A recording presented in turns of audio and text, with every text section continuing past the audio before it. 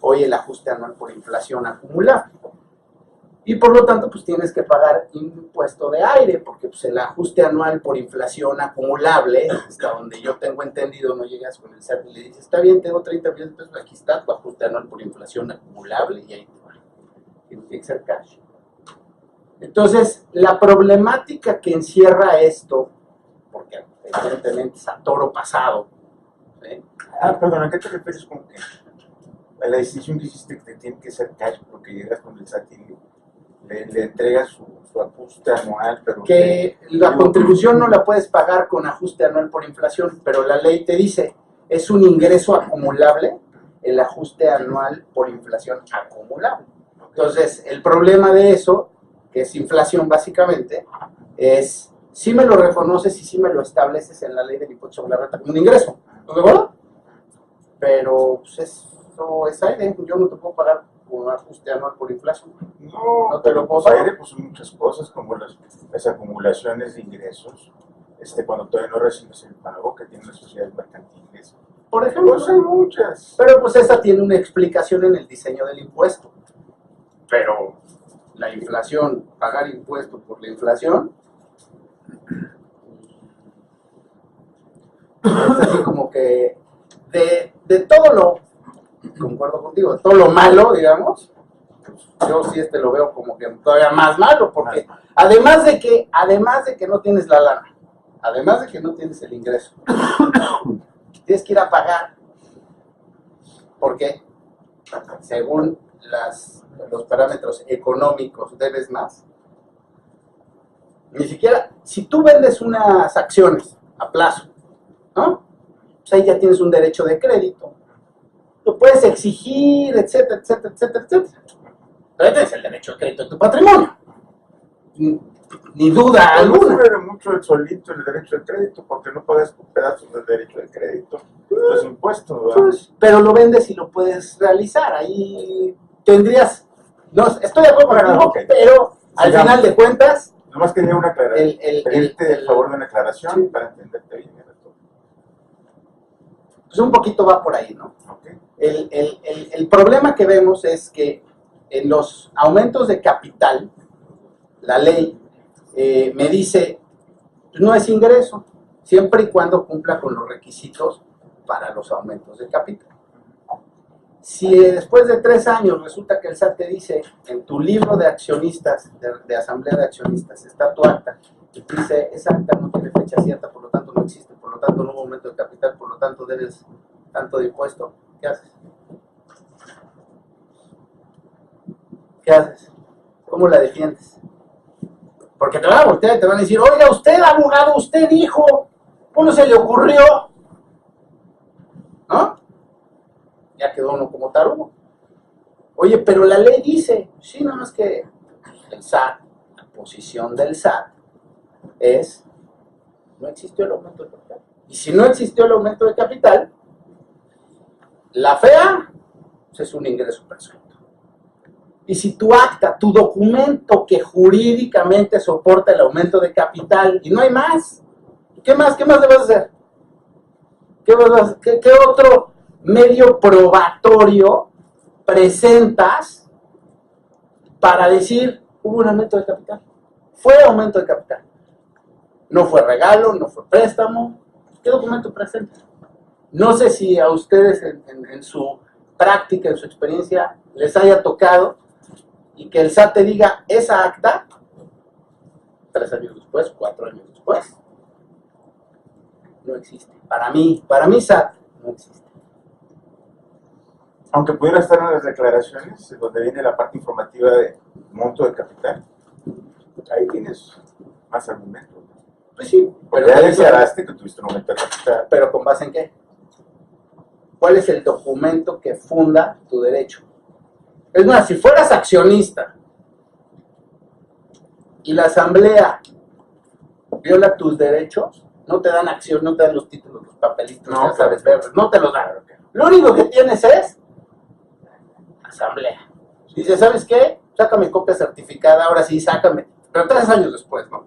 Copia certificada del asiento, del acta, ¿no? Pues tú como accionista vas y, ¿no? Ahí ejerces tu derecho, es el documento que fundas tu derecho. Cualquier demanda civil, yo creo que sí procedería, siendo ustedes accionistas, si usted me presenta el acta de asamblea. Cualquier incremento de capital tienes que... Pues el SAT dice que no sean de la parte variable, cuando es la parte fija, pues es una reforma de estatutos, claro, pero es que protocolizar e inscribir en el registro público. Ahora, contra eso, pues, ¿qué puedes argumentar? Entonces, la marca la ley expresa. Correcto, ese es el problema. Que la autoridad fiscal lo que está haciendo es diciendo, oye, para mí esa acta, que para el demás mundo jurídico existe, tiene efectos, para mí, ¿sabes? No, ¿por qué? Porque no están muertos los accionistas, o no está presentada al registro, o ante un notario. Yo creo que aquí tienes que distinguir entre si es en la parte fija, Sí, bueno, en la parte variable, porque... Claro. Porque pero estamos hablando de la parte variable, una... porque la parte fija, pues la parte fija claramente la ley te dice que o sí o sí. Estamos hablando El de la punto parte es variable. en la parte variable, claro. Porque en la parte variable, la ley de sociedades mercantiles te dice, sin más requisitos que los establecidos en este capítulo. Y la tesis te dice, oye, ¿sabes qué? Pues es que hay que hacer una interpretación toda conjunta y el uso del capital variable y capital fijo, para mí no cuenta. Tribunal fiscal. ¿Tú qué haces? Hubo una tesis del Tribunal Fiscal, pero también hubo otra tesis posterior del colegiado. Fíjate que es muy curioso, porque primero en 1978, un colegiado... No, esto me refiero recién. Yo sé, pero la historia dice que en 1978, un colegiado sacó una tesis aislada diciendo, hoy los aumentos en la parte fija, tienen que cumplir con todos estos requisitos, los aumentos en la parte variable, tienen que cumplir los requisitos del capítulo de la parte variable. ¿Por qué? Porque así lo dice la ley, no me estoy inventando nada raro, consistente con la teoría corporativa que todos saben. Y la práctica corporativa, todos los que sean abogados corporativos van a decir, pero por supuesto, estamos nosotros discutiendo el debate con los notarios, de si debía o no protocolizarse y tal, se ganó, ¿no? No hay que protocolizarlo, que vayas a lo que dice la ley. Años después sale esta tesis del Tribunal Fiscal, de la Sala Regional Noreste, en donde te dice, haciendo una interpretación de toda la ley, es un solo capital.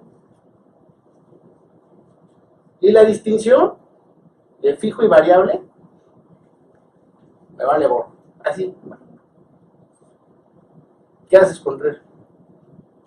Luego sale un colegiado diciendo, pero son tesis aisladas. Una y la otra. Y ninguna obliga al SAT. Yo no sé si les ha tocado. No obliga al SAT, claro que no. Pero entonces tienes, ¿qué pasa en este país? Es toda la discusión, ¿qué pasa? ¿Por qué? Tú en la empresa, tú el día a día, cuando llega el financiero y te dice, oye, bueno, que nunca sucede, pero bueno, suponiendo sin conceder por ahí, ¿no? Oye, fíjate que vamos a hacer un aumento de capital y estamos pensando que sea en 2 semanas. Este sí es de escuela, porque nunca pasa. ¿Qué haces? Le dices, no, está bien. Vamos a hacer el acta, y es más, la haces presencial, presencial, ya te juntas a todos los accionistas, etcétera, levantas tu acta, secretario la firma, la pasa al libro, todo bonito, libro hermoso, no tiene testados, ni no pasó, ya sabes, todo sucede en la vida, y está tu libro, pues tu libro está bien, jurídicamente está bien. ¿Es suficiente? Entonces, ¿qué hacemos? Vamos y protocolizamos cada aumento de capital. Por lo menos allá en la tierra de los temblores, hay una cosa que se llama el arancel. Y entonces dile al de finanzas, oye, pues es un porcentaje del aumento de capital. Oye, vamos a aumentar, ahora por los temblores. Claro, tenemos que, claro. Entonces, ¿qué hacemos? ¿Qué hacemos? ¿El arancel de notario te refieres? Hacer el registro. Ah, bueno, pues el registro. Bueno, hay algunos estados en que sí, pues, no todos. Pero el más complicado es el de los notarios. ¿Qué le vas a decir a los de finanzas? Fueron 300 millones de pesos, órale. Y para el notario en Puebla, ¿no? Sí, No te gustan los pobres. no, sí, me caen muy bien, pero pues, ¿qué le vas a hacer? ¿Qué le vas a decir? ¿No? Entonces, el problema medio pues, le das un poquito la vuelta porque no puedes estar protocolizando todos los aumentos de capital en la parte variable. Y además, ¿cómo se va a ver un aumento de capital? ¿Cuándo fue el aumento de capital? No, pues el año pasado. Si fuera ese el caso, o hace 2, o hace 3, entonces, ¿qué te va a decir el SAT si tienes un depósito en 2015, 2014? La fecha del acta, pues te la acaban de decir, te lo dijeron el viernes antes de salirte de la oficina, ¿no? 2017. Y la protocolización es 2017, pues ni modo que... Dios, esa sí ya es de valientes, esa de sacar folios. Yo no he dicho nada. Yo cuando estudiamos en Santo Domingo, ¿no? O sea, ¿qué haces con eso? Entonces, sí vemos, o sí hemos analizado la posición de la Prodecon, pero pues la de Prodecon sacó su criterio, padrísimo. Sin embargo, en las auditorías, en las revisiones, sobre todo de años pasados, sí hemos visto que sigue el SAT aplicando el criterio de, en los aumentos de capital, si el acta no está fecha cierta, pues entonces el acta no se lo puedes oponer al SAT. ¿Qué dijo la Prodecon? La Prodecon en su criterio dice básicamente que no se debe de exigir ese requisito en las auditorías. ¿Por qué? Pues porque la ley de sociedades mercantiles no te dice que necesariamente tengas que protocolizar todos los aumentos de capital. Pero no hizo mención a que la fecha cierta se puede comprobar de otra forma, tal como una copia certificada. ¿Pero su copia certificada de qué? Pues del acta. Ah, bueno, sí, pero es que ya la presentaste ante el notario. Pues sobre te ahorras el costo. Nada más, sí, nada más, estamos de acuerdo. Entonces, todas las actas las vamos a hacer, sacar una copia certificada o ratificar las firmas. Porque si ese es el estándar, pues entonces pues ya todo. Yo creo que no. Vamos a cambiarlo, vamos a hacer todos notarios, se acabó y los fiscalistas vamos a ser notarios, ya no hay amparo fiscal. No, el amparo fiscal que no existe, prácticamente hablando, para efectos de obtener algún beneficio sustanciales en contra leyes. Los amparos fiscales así genéricos existen. Sí, pero esos son los buenos, esas Bueno, son las épocas mira, padres. te digo una cosa, yo lo que quería preguntarte era si la Prodecon se había pronunciado o no con la cuestión de la copia certificada. Porque esa cita de fecha cierta. Sí, claro, lo que pasa es que, insisto, el problema es cuando te estás revisando, tú tienes tu libro, ahí está tu acta. No, pues, digo, ¿Qué? ¿Vas a certificar? no, claro que no, digo, oye, bueno, cuando llevas bien la parte corporativa, pues, No, la llevas bien. La ley lo que te dice es, tienes que tener tu libro. Todos los abogados corporativos están clarísimos. es un tema de que tú probanza. tienes que, por Es eso, un tema de probanza, no es de validez jurídica. totalmente Es de un acuerdo. tema de probanza. Entonces yo creo que sí es razonable de parte del SAT que te diga, oye, pues nomás demuéstrame que sí existió. No necesariamente tiene que ser la escritura pública, costosa. De acuerdo. Nada más que ¿qué otro instrumento tiene? Pero ya te dije, la copia certificada. No No certificas. tiene chiste. No certifica. una copia. No certificas. Ah, bueno, Adiós. pues andas ahí con, te digo, irregular desde el punto de vista corporativo. Tres irregularidades serias, porque no estás cumpliendo con la ley, ¿verdad? En un momento dado, no de protocolización, pero respaldar un acta, y andas con malabares. Pero supón que sí tienes el acta sentada en el libro. Tu libro no tiene ni siquiera un tachoncito. Ahorita mencionabas que Entonces, olía todavía tinta casi. Pero además, ¿cómo vas a certificar un aumento que se realizó la aportación en 2014. No, claro que no. Y te avisaron hace una semana. O sea, No, pues claro que no, pero es lo que digo, la empresa anda desordenada. Simplemente el SAT no Los clientes andan bien ordenados.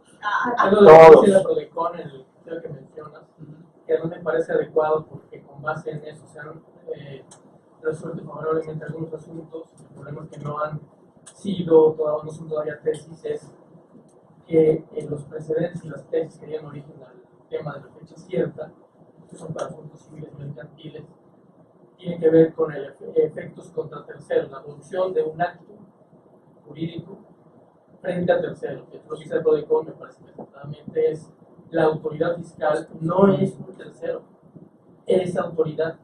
Y el contexto de esas tesis es para terceros diferentes, jurídicamente terceros, y la autoridad es algo totalmente diferente. Me parece que por ahí es por donde en los asuntos que ya están en litigio tendría que de otras defensas de ejercer. Me ha tocado ya ver resoluciones favorables que, repito, no, desafortunadamente no se han todavía vuelto tesis. Es que es el problema, porque el auditor, por eso lo que yo percibo es que tenemos dos mundos, ¿no?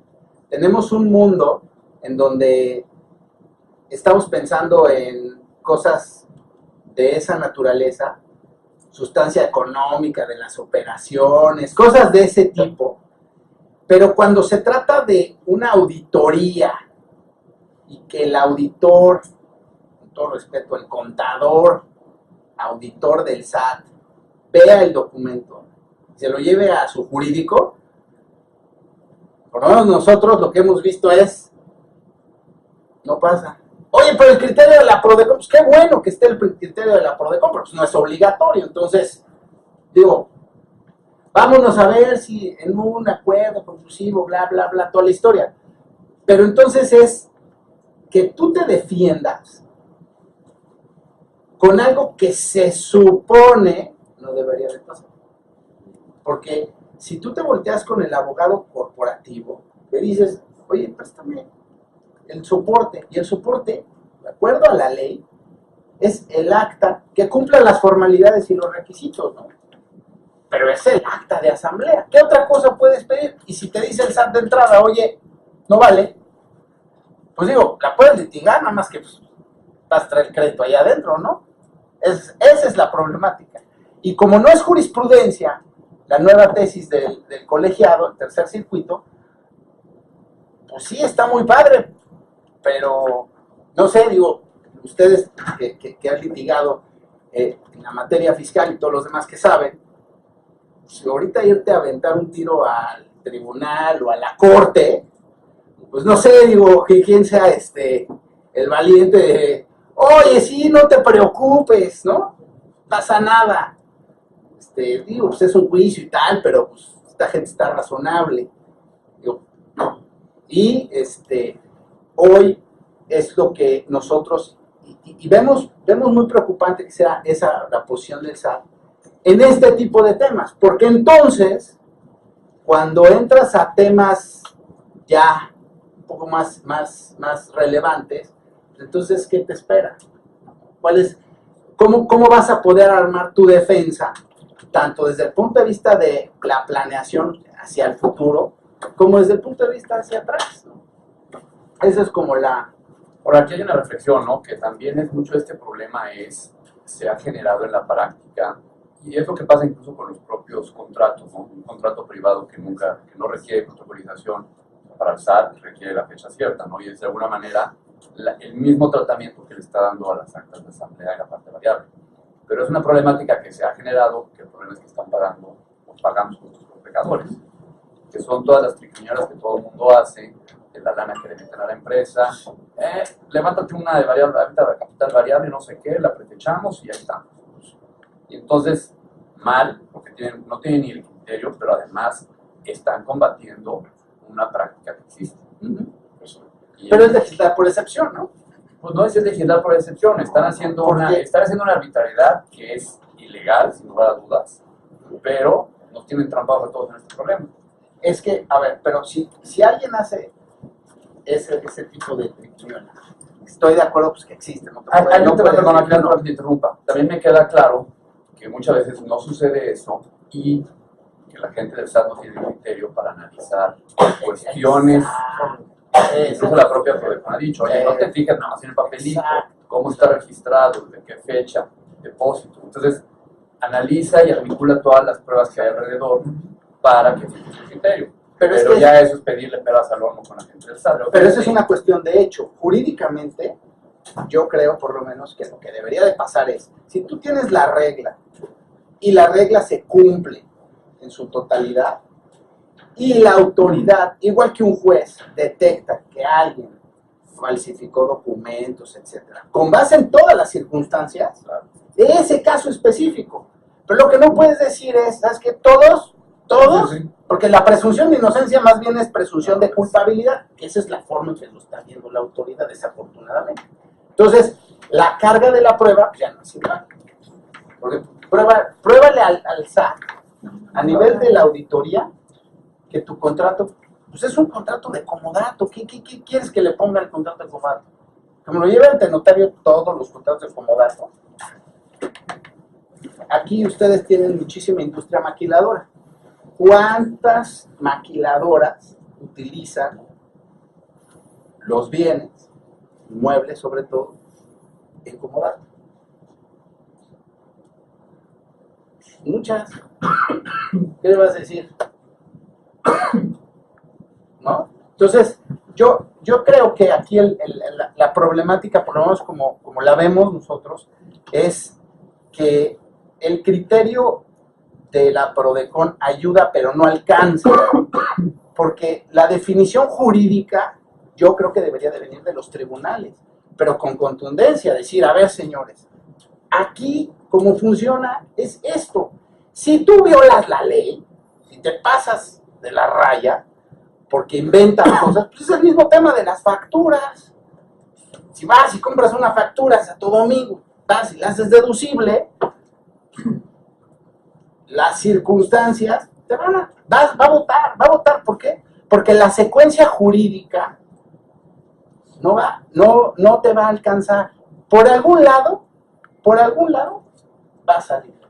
Entonces, que a ese sí, y defraudación fiscal y lo que tú quieras echar. Pero yo por eso creo que sí tiene que ser caso por caso. Ni modo, así es, porque de la otra forma dejas, y no sé si lo vean ustedes de esa manera, por lo menos yo veo que hay una incertidumbre jurídica para los contribuyentes, ¿no? Porque los contribuyentes, si tienes una auditoría de hace 3 años, 4 años, y te dicen eso, pues defiéndete. Defiéndete. Ese es un poco la problemática. ¿Y dónde o qué otra parte hemos visto, hemos identificado en un concepto raro que no sé cuántos de ustedes hayan visto, que es las aportaciones para futuros aumentos de capital? Que no sé cuál sea su opinión, pero ahí es donde yo veo que lo legal, lo contable y lo fiscal se cruzan, se pelean, y ahí es donde no tienen nada que ver. Y entonces el chiste es ver ese tipo de instrumentaciones, si de veras ayudan o no ayudan, ¿no? Porque la forma en que la autoridad ha venido atacando ese tipo de operaciones, para decir, oye, fíjate que esto tiene esta connotación jurídica porque no le faltó un requisito que no está en una norma jurídica. Y la consecuencia legal, ¿no? Ya ven que las aportaciones para futuros aumentos de capital están previstas en la ley del impuesto sobre la renta y en la norma contable. Y la norma contable es la que te da los requisitos. Y los requisitos te dice, tienen que ser aprobada en acta de asamblea, no tiene que estar sujeto a un pago directo, sino tiene que estar sujeto, digamos, de alguna manera a el resultado de la empresa, tiene que identificarse las acciones o partes sociales que vas a emitir y tiene que efectivamente darse ese aumento de capital. Por eso no puede ser parte. Hablabas de resultados de la empresa. ¿Qué relación tiene eso con una aportación? Lo que pasa es que la norma contable te dice que para que califique como aportación para futuros aumentos de capital, tiene que estar expuesto, quien hace la aportación para futuros aumentos de capital, al resultado de la empresa. No tiene que haber un retorno directo como si fuera un crédito. Si fuera un crédito, un pagaré, pues te regalas tu lana más un interés en the story. Pero si estás expuesto al resultado de la empresa, pues a las utilidades superan. Pues es obvio. Si le aportaste para futuros aumentos, yo creo que lo más delicado Correcto. Ahí es la ahí reforma que hubo a la ahí NIF ha llegado. de los 3 años. Correcto. Porque ahora la NIF dice, pero si no queda formalizada en incremento de capital firme, Que no te dice cuándo, no te dice el plazo. no se te dice 3 años. Pero no te dice el cambio. El cambio no te dice, oye, si no lo haces como un transitorio en la ley, que te dice, oye, dentro de tanto tiempo tienes que tenerlo. O sea, a partir de que se reformó la NIF, me imagino, o sea, antes estaba abierto, pueden ser 20 años, 15, los que fueran. Ahorita queda sin efectos esa porción para futuros. Y ahí es la gran pregunta. Bueno, ¿y luego qué pasa? Exacto. ¿Y luego qué pasa? El otro día estábamos en el ITAM y le digo, oigan, ya ves que a los auditores, los financieros, una vez que cierran sus estados financieros, lo peor que les puedes hacer es decirles, ábrelos y reescriben, ¿no? Entonces, imagínate que tienes 2 años, 3 años después y no capitalizas. ¿Qué haces? Pues sobre todo, ¿qué haces desde el punto de vista financiero? Deja tú Por eso, pues financiero. Resulta que le dijiste, y si traes un crédito y traes un covenant en el crédito diciendo, oye, no puedes tener más deuda que la mía.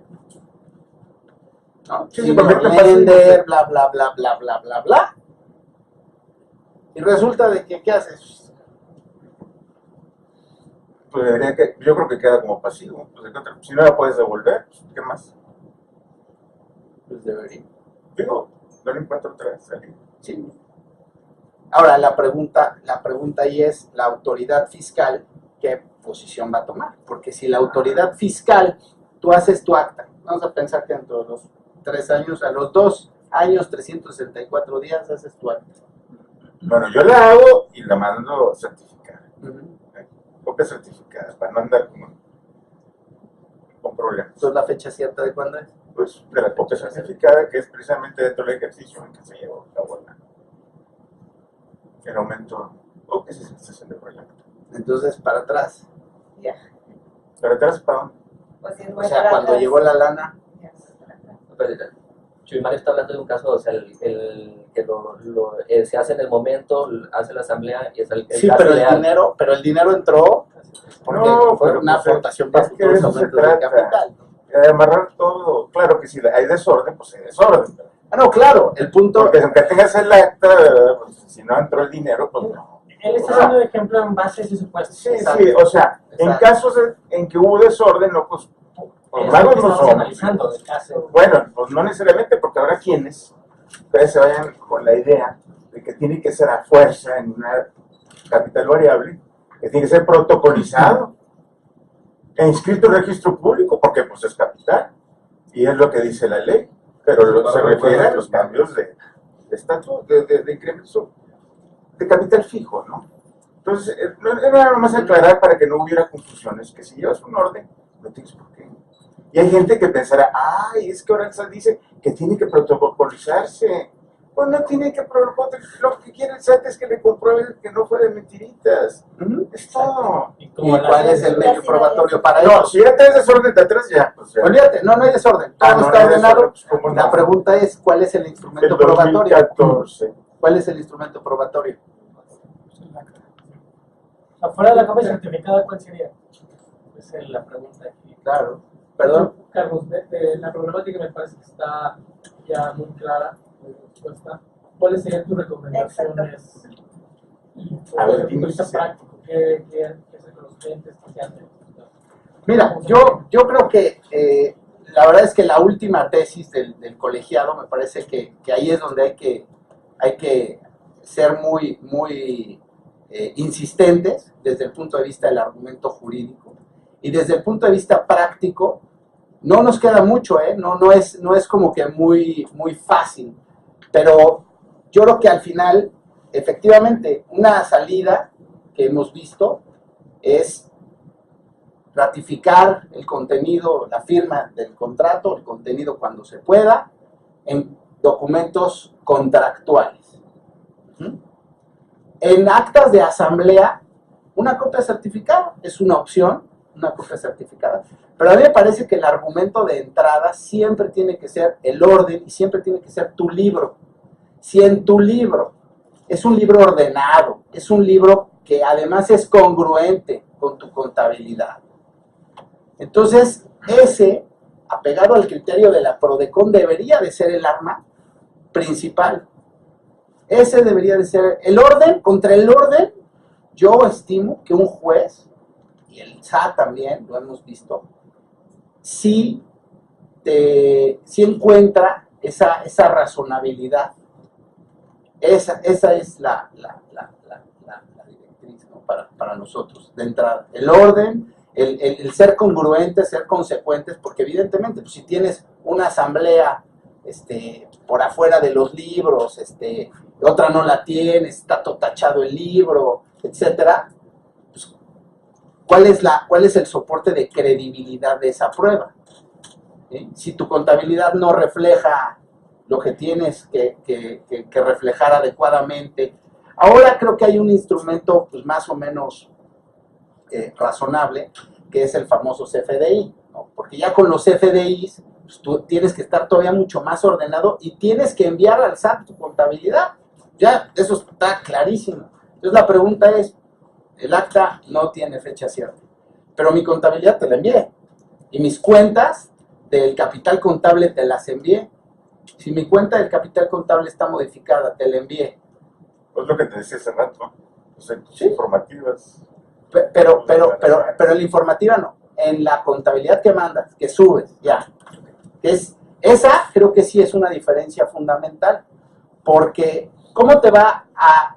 Yo no sé cómo lo vean ustedes, pero el argumento del SAT de que no hubo ese aumento de capital, cuando no nada más se lo estás declarando, que teóricamente debería de ser algo bastante sólido, sino que le estás enviando el registro contable directo. Creo que esa sería... Y fíjate, aquí, perdón, la interrupción. Lo que han comentado todos, creo que es lo que sucedió a partir del 2014 con toda la reforma fiscal, que a nivel empresarial tiene que cambiar el chip de cómo hacer las cosas. Antes, el mismo litigio pues era más formal, ¿sí? Presentabas el acta y prácticamente te validaban la aportación o el aumento de capital. Hoy en día ya entramos a temas de sustancia económica, etcétera. Y a mí me toca trabajar mucho con contadores. Y también nos ha tocado que en auditorías, por ejemplo, hay pues, un desorden también en la forma de llevar la contabilidad, ¿sí? Entonces, desde ahí tenemos que ir de la mano el abogado, el contador y el mismo empresario. Tenemos que concientizarlo que las formas en que trabajó por años ya no pueden ser las mismas, porque la forma en que te va a atacar el SAT hoy en día tiene mucho más herramientas, el CFDI, la contabilidad electrónica, las informativas, etcétera, etcétera, etcétera, para detectarte y hacerte match de información en el momento que él ponga un enter, ¿no? Así de sencillo. Entonces, al hacer la misma transferencia, por ejemplo, al hacer las aportaciones, el concepto que se maneja en el transfer, pues hay quien, el empresario dice, pues se fondeaba la empresa, ¿no? Pues presta, ahí luego vemos qué hacemos. Pero luego pones eso primero ante el SAT, que ya sabemos que es topar con pared, porque ellos les dicen un criterio, y aunque tengan la razón, pues ellos finalmente tienen que seguir los criterios que les ponen los altos mandos. Se acabó. Pero desafortunadamente en tribunal nos hemos topado también que el tema, por ejemplo, el de fecha cierta, aquí varios que litigamos, nos topamos que si no había fecha cierta, era out. O sea, te ibas en bruces con el tema del crédito fiscal. Afortunadamente hemos visto ya en algunas salas, algunos magistrados con criterio distinto en el que dicen, oye, pues tenemos que hacer la vinculación, o sea, tengo que revisar la asamblea, tengo que revisar el transfer, tengo que revisar la contabilidad, y de todo eso, pues podemos dar la razón. De hecho, en algunos casos también ya se han estado ofreciendo testimoniales al respecto, ¿sí? A ese grado, confesionales, en ese sentido, o concursas, solicitar en este sentido, para tener varias herramientas y tener un juicio más sólido.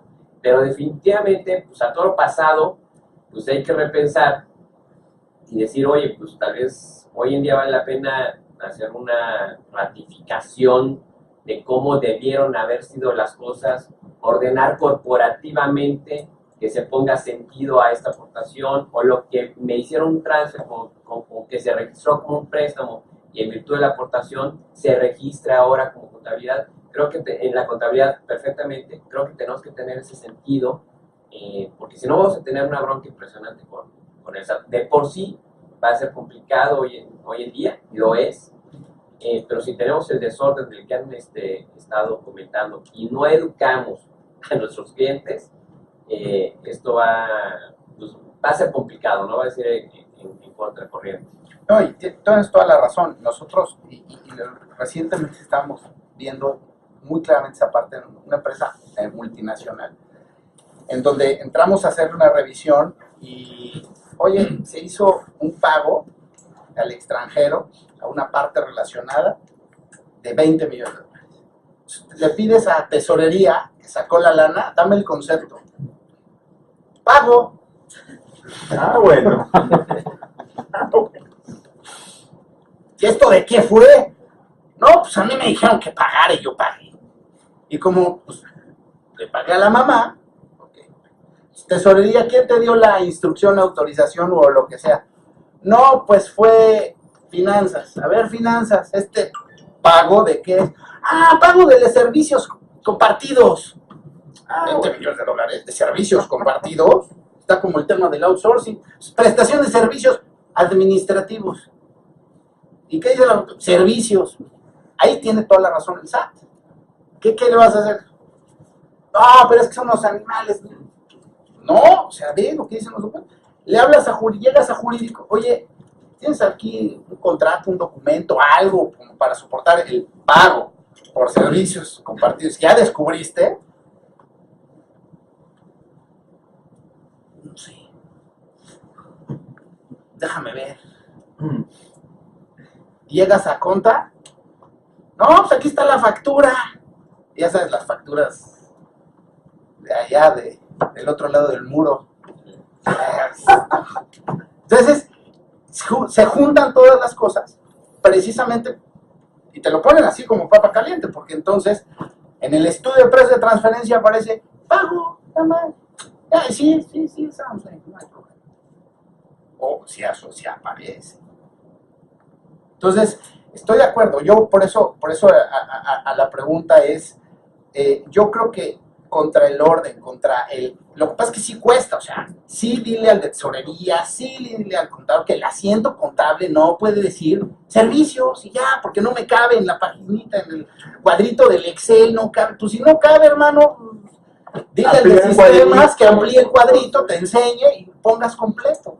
¿Por qué? Pues porque si no tienes una secuencia jurídica, y entonces ahí yo te diría, me preocuparía mucho más la certificación del acta en esas condiciones, porque entonces ahí sí, el auditor del SAT, que sea un poquito de colmillo, le diría, a ver, ¿cómo está eso? ¿No? ¿De qué se trata? Y ahí no pueden salir los problemas más importantes. En cambio, si lo tienes ordenado, lo tienes jurídicamente bien, este tipo de tesis yo creo que sí puedes hacerle una distinción y los tribunales deberían de aceptar esa distinción de los casos en donde sí está sustentado por varios lados. Eso sería, yo estoy de acuerdo.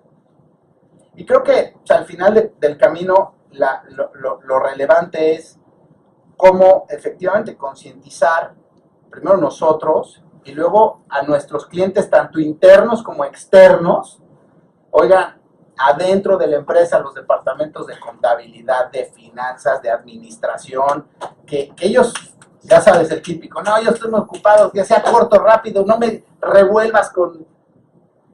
Pues sí, pero ¿qué crees? Creo que si bien la sustancia sobre la forma sí debe de prevalecer, pero debe de prevalecer desde un punto de vista congruente con la ley. La ley no es ajena a eso. La ley no se olvidó y dijo, ¡ay, déjalo allá atrás, no importa, es irrelevante! Lo que pasa es que sí ha habido un abuso, ahí sí estoy muy de acuerdo, ha habido un abuso de que la forma, para mí, por ejemplo, lo peor que le puede pasar a este país es la factura. La factura fiscal pues, es la cuna de una bola de defraudaciones, porque pues, si no existiera la factura fiscal como requisito, olvídate, solemne, o sea, divino, ¿qué pasaría? Te pedirían facturas para... y Santo Domingo no existiría, como lo conocemos ya, ¿no? Sino que sí te tendrías que ir a toda la elaboración de los documentos jurídicos y que fueran congruentes. Pero bueno, pues, en este país, si tienes la factura, ¿se acuerdan en aquella época en la que le tenías que dar al del restaurante el RFC para que le sacara una copia y traías así tu bola de RFC, de cedulitas, para que te dieran el... Y ahora fíjate, todo, cómo vamos evolucionando. Yo creo que la herramienta del CFDI nuevo puede ayudar, puede auxiliar a este tipo de cosas, de que los pagos...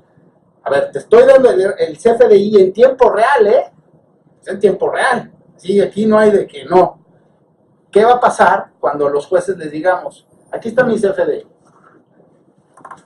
¿Sale? Y aquí está mi acta sin certificar nada, resoluciones en el libro, normalitas. ¿Qué opinan ustedes? ¿Qué creen que deben de decir los tribunales? Administrando las cosas, sobre todo el CFDI, con la fortaleza que brinda. Y si tienes un contrato, por ejemplo, y le pones al CFDI, uso otro. Así te dice, No. te da 7 usos, No, pues el complemento, y al final te pone otro. Y le pones otro. ¿Te equivocaste? ¿Qué? ¿Ya no vale? Puede haber sido un abanico amplio de posibilidades. Totalmente. Yo creo que, digo, no sé, un poquito, esa es la perspectiva, o una de las perspectivas. Creo que va evolucionando, pero en aras de la certeza jurídica, yo creo que sí deberíamos de empujar como gremio, porque los jueces tienen que, para mí, los jueces tienen que ser mucho más osados en atacar ese tipo de posiciones de la autoridad fiscal. Y la autoridad fiscal tiene que ser mucho más puntiaguda, mucho más persistente, para encontrar las defraudaciones que existen. O sea, nadie dice que no existan, pero para encontrarlas realmente y atacarlas y castigarlas. Si la autoridad, yo creo que en la contabilidad de las empresas mexicanas, la autoridad puede encontrar lo que quiera. Entonces, desafortunadamente creo que está yendo por temas pues menores, cuando el mensaje sí debería de ser, oye, no voy a permitir como autoridad en el famoso enforcement, no voy a permitirte que hagas trampas, pero no por decreto, sino porque en el caso y las circunstancias específicas yo encuentro que tú lo que estás tratando de hacer es trampa. Y ahí pues los tribunales creo que sí deberían de tener mucho más fuerza en sus resoluciones para definir jurídicamente uno u otro caso, porque podemos hablar de, no, es que hemos visto y tenemos algún precedente o algún asunto que se ganó, etcétera, etcétera. Pero yo creo que no es el chiste ese, sino el chiste es que los contribuyentes tengan certeza de para dónde ir y de que si se pasan de la raya va a haber una consecuencia, y esa y Dios Padre te la quita. Porque de otra manera vamos a seguir teniendo pues, los abusos que ya saben, ¿no? Tanto del lado de los contribuyentes como del lado de la autoridad. Y el chiste pues, no es ese. Ese es un poquito lo que yo veo y que creo que es importante, pues, sí, platicarlo, discutirlo y hacer resonancia, ¿no? Para todo el gremio. No sé si tengan algunas preguntas o comentarios finales. No, bueno, entonces no queda más que agradecerte, Carlos. A nombre de la barra te entregamos este reconocimiento por la participación.